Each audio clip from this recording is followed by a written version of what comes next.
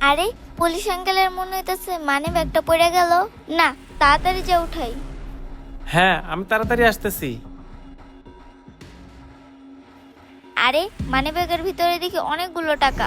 যাই হোক, টাকাটা পেয়ে ভালোই হলো। বোনের জন্য ভালো মন্দ খাবারও কিনতে পারবো আর আমার হাতে চিকিৎসাও করতে পারবো। আরে আমি এটা কি ভাবতেছি, আমার বাবা মা তো আমাকে এই শিক্ষা দেয় নাই। আঙ্কেলের মনে হইতেছে টাকাটা অনেক প্রয়োজন। আঙ্কেলকে যা টাকাটা দিয়ে আসি। আঙ্কেল আঙ্কেল আঙ্কেল আঙ্কেল ও হেই তুকাই, ওঠ। তুই কি দেখে চলতে পারস না? দিলে তো আমার পোশাকটা নোংরা বানায়া। আঙ্কেল, আমি না ওই ছোট মানুষ দেখি নাই, আপনি তো দেখে চলতে পারতেন।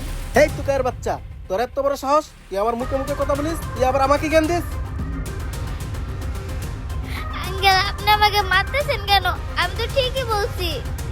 কি রে, তুই আমার মুখের উপর আবার কথা বলতাছিস? দাঁড়া, তোর আরেকটা দিতেছি।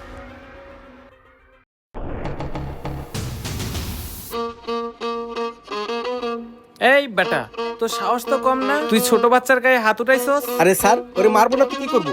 আপনি জানেন ও আমার সাথে কি করছে? ধাক্কা মারে আমার নতুন জামাটা নষ্ট করে লাইছে। এই বেটা, এই গরিব মেয়ের সাথে ধাক্কা লাগছে দেখে তোর জামা নষ্ট হয়ে গেছে। তুই জানোস ও যদি তোর নামে মামলা করে তাহলে তোকে জেলের ভাত খাইতে হবে।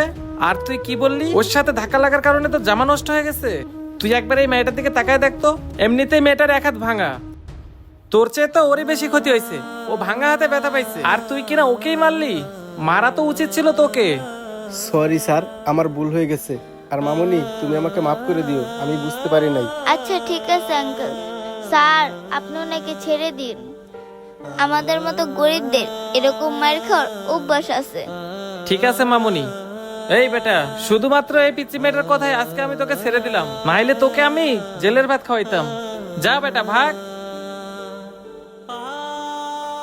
তোকে যদি আর এরকম অন্যায় করতে দেখি তাহলে কিন্তু পরের বার আর ছাড় দিব না, জেলের ভাত খাওয়াই ছাড়বো।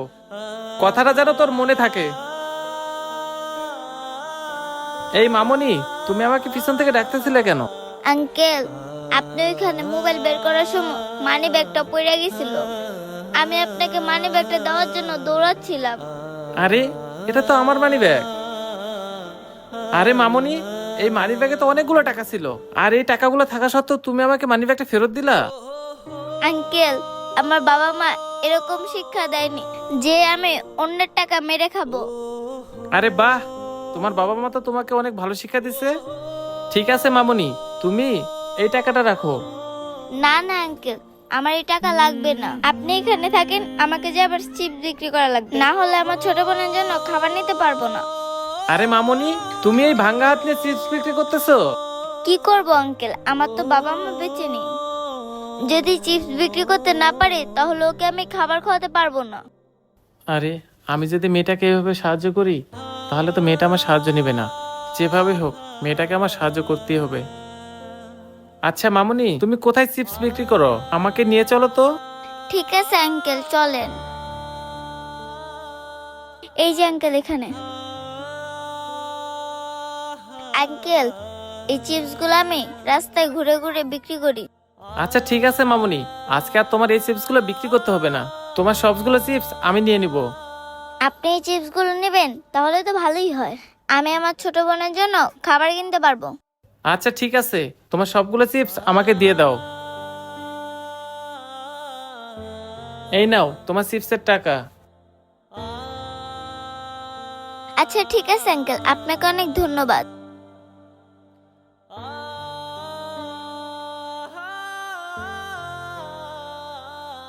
আচ্ছা ঠিক আছে, আমি এখনই আসতেছি, তুমি রাখো।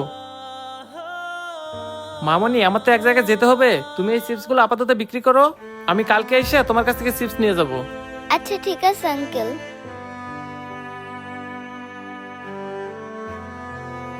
আরে এখানে এতগুলো টাকা। আঙ্কেল,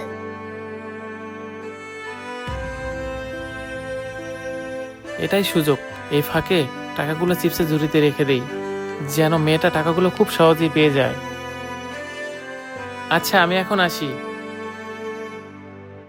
বাচ্চাটিকে এভাবে সাহায্য করার পদ্ধতিটা আপনাদের কাছে কেমন লাগলো কমেন্ট করে জানিয়ে দিবেন, আর ভিডিওটি বেশি বেশি করে শেয়ার করে দিবেন। ধন্যবাদ।